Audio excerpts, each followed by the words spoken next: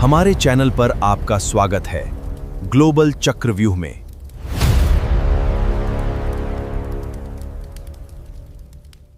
ज़ैमज़म brothers का पूरा सच।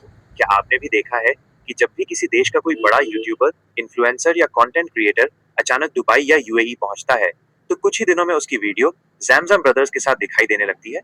क्या ये सिर्फ एक संयोग है या इसके पीछे कोई बिजनेस मॉडल है? क्या सच में ये दोनों भाई दुनिया भर के इन्फ्लुएंसर्स को अपने पास बुलाते हैं? क्या इनके साथ वीडियो बनाने से दोनों का फायदा होता है?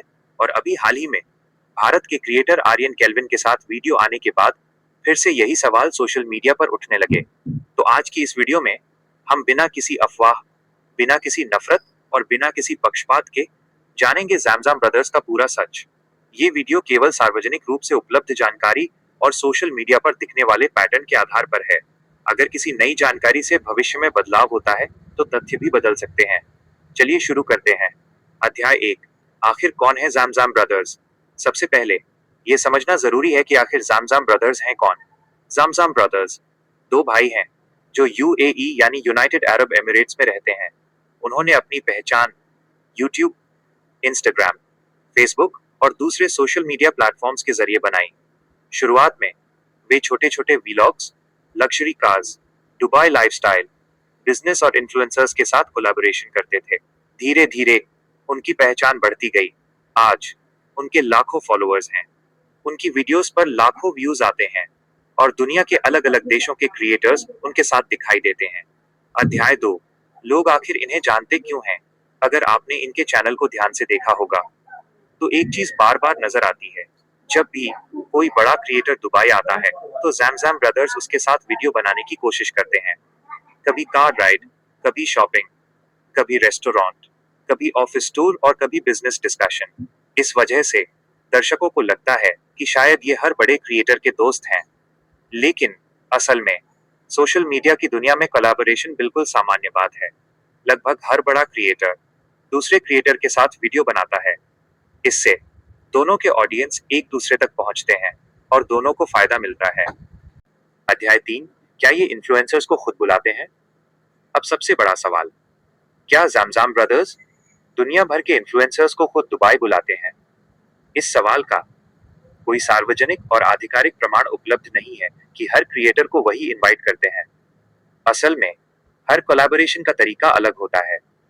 कई बार क्रिएटर खुद दुबई आता है, कई बार ब्रांड्स बुलाते हैं, कई बार बिजनेस मीटिंग होती है और कई बार दोनों पक्ष पहले से संपर्क में होते हैं। इसलिए यह कहना कि हर क्रिएटर सिर्फ ज़ैमज़म ब्रदर्स के बुलाने पर आता है, तथ्यों के आधार पर साबित नहीं किया जा सकता। अध्याय 4। फिर लोगों को ऐसा क्यों लगता है? क्योंकि एक पैटर्न दिखाई देता है। बार बार बड़े इन्फ्लुएंसर्स उनके साथ दिखाई देते हैं और यही देखकर लोग अनुमान लगाने लगते हैं कि शायद ये सभी को बुलाते हैं। लेकिन सोशल मीडिया पर दिखाई देने वाला हर दृश्य पूरी कहानी नहीं बताता। कैमरे के पीछे business deals, meetings, brand campaigns और पर्सनल कॉन्टैक्ट्स भी हो सकते हैं, जिनकी जानकारी पब्लिक के पास नहीं होती। अध्याय 5। क्या इससे ज़ैमज़म ब्रदर्स को फायदा होता है? बिल्कुल। अगर कोई बड़ा क्रिएटर उनके साथ वीडियो बनाता है तो उनके चैनल पर नए लोग आते हैं, फॉलोअर्स बढ़ते हैं, रीच बढ़ती है, इंगेजमेंट बढ़ता है और ब्रांड वैल्यू भी मजबूत होती है। लेकिन सिर्फ ज़ैमज़म ब्रदर्स को ही फायदा नहीं होता। जिस क्रिएटर के साथ कोलैबोरेशन होता है उसे भी यूएई की ऑडियंस मिलती है, नए बिजनेस कॉन्टैक्ट्स मिल सकते हैं और नए व्यूअर्स भी जुड़ते हैं। यानी अगर कोलैबोरेशन सफल हो तो दोनों पक्षों को फायदा हो सकता है। अध्याय 6। दुकान और ब्रांड का प्रमोशन वाला दावा। अब बात करते हैं उस सवाल की जो सबसे ज्यादा पूछा जाता है। क्या ज़ैमज़म ब्रदर्स अपनी दुकान, अपने ब्रांड या अपने बिजनेस का प्रमोशन करवाते हैं? अगर आप उनकी वीडियोस देखें तो कई बार उनके ऑफिस, शोरूम, बिजनेस या प्रोडक्ट्स भी दिखाई देते हैं। यह मार्केटिंग स्ट्रेटजी का हिस्सा हो सकता है। दुनिया भर के बिजनेस ओनर्स इन्फ्लुएंसर्स के जरिए अपने ब्रांड की पहचान बढ़ाने की कोशिश करते हैं।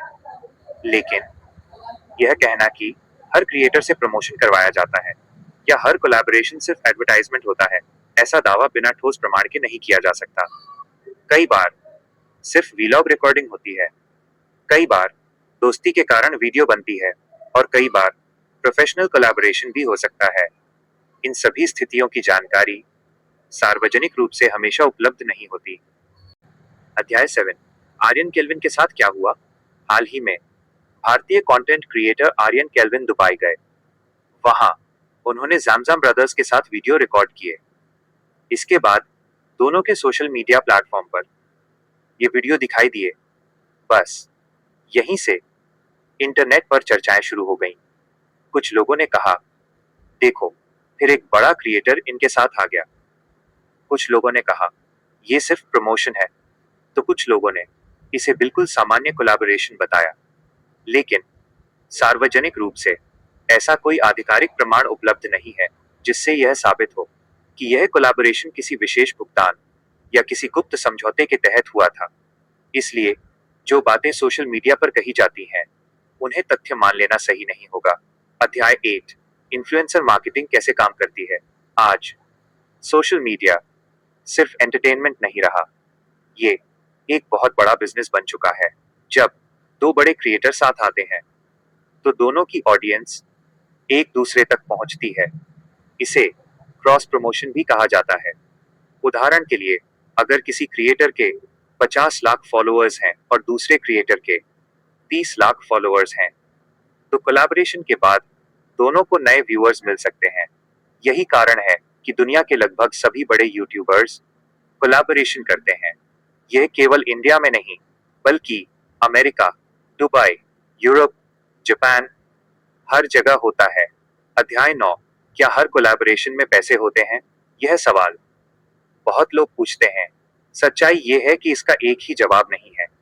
कुछ कोलैबोरेशंस दोस्ती में होते हैं, कुछ बिजनेस पार्टनरशिप होते हैं, कुछ ब्रांड स्पॉन्सरशिप के तहत होते हैं, कुछ पेड प्रमोशन होते हैं और कुछ सिर्फ कंटेंट बनाने के लिए होते हैं। बिना किसी आधिकारिक जानकारी या दोनों पक्षों की पुष्टि के यह कहना कि इस वीडियो के पैसे मिले होंगे सही नहीं होगा। अध्याय 10, क्या ज़ैमज़म ब्रदर्स सिर्फ प्रसिद्ध लोगों के साथ वीडियो बनाते हैं? अगर आप उनके चैनल को देखें तो पाएंगे कि वहां अलग अलग देशों के कई क्रिएटर्स दिखाई देते हैं। कुछ बहुत बड़े नाम होते हैं, कुछ मध्यम स्तर के क्रिएटर होते हैं और कुछ नए क्रिएटर भी दिखाई देते हैं। इसलिए यह कहना कि वे सिर्फ फेमस लोगों के साथ ही वीडियो बनाते हैं पूरी तरह सही नहीं होगा।